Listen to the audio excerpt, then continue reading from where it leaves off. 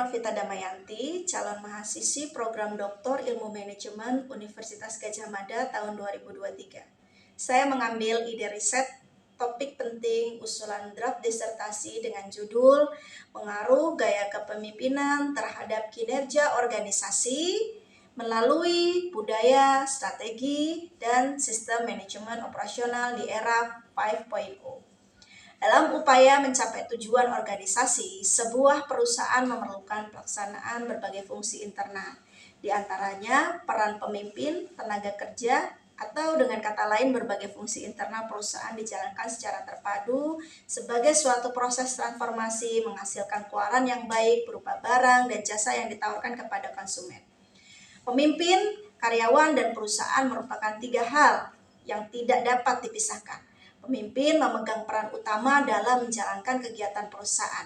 Setiap perusahaan berusaha meningkatkan serta mengembangkan perusahaan dengan melakukan berbagai cara yang ada dalam program peningkatan kinerja para karyawan. Untuk memperoleh kemajuan dan mencapai tujuan yang telah ditetapkan, suatu perusahaan perlu menggerakkan atau memantau karyawannya agar dapat mengembangkan seluruh kemampuannya yang dimiliki.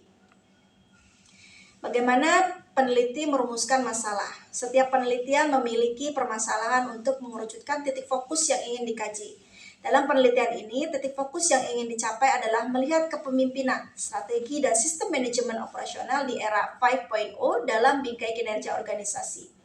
Bingkai tersebut memiliki faktor pembanding yakni strategi, kepemimpinan, budaya, kinerja organisasi, dan sistem operasional.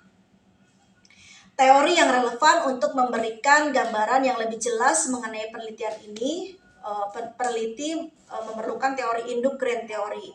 Karena teori ini mampu menjelaskan konsep teori tertinggi dari susunan teori yang diprioritaskan untuk memahami aktivitas sosial.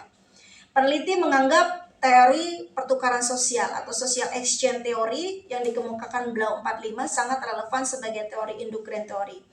Pertukaran sosial menjadi konsep yang relevan untuk menjelaskan bagaimana organisasi tidak semata-mata mengedepankan hubungan transaksional, namun mengedepankan juga hubungan pertukaran sosial sebagai tanggung jawab normatif organisasi.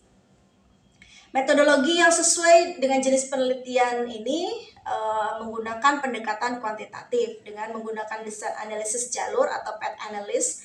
Rancangan penelitian ini menempatkan kepemimpinan sebagai X1 dan kemudian kinerja organisasi X2, budaya X3 sebagai variabel independen, sistem manajemen operasional sebagai Y1, dan kinerja organisasi sebagai Y2. Sebagai variabel dependen, penelitian ini mengkaji besaran kontribusi variabel X1, X2, X3 terhadap Y2 melalui Y1.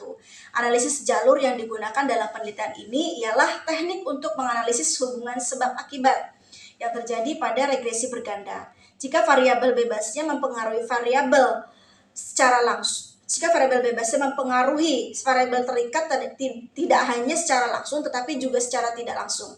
Dengan kata lain, dalam penelitian ini berusaha melihat bagaimana variabel bebas seperti kepemimpinan, strategi, budaya, sistem manajemen operasional mempengaruhi kinerja organisasi baik secara langsung maupun tidak langsung, di mana sistem manajemen operasional terikat sebagai faktor hubungan yang tidak langsung.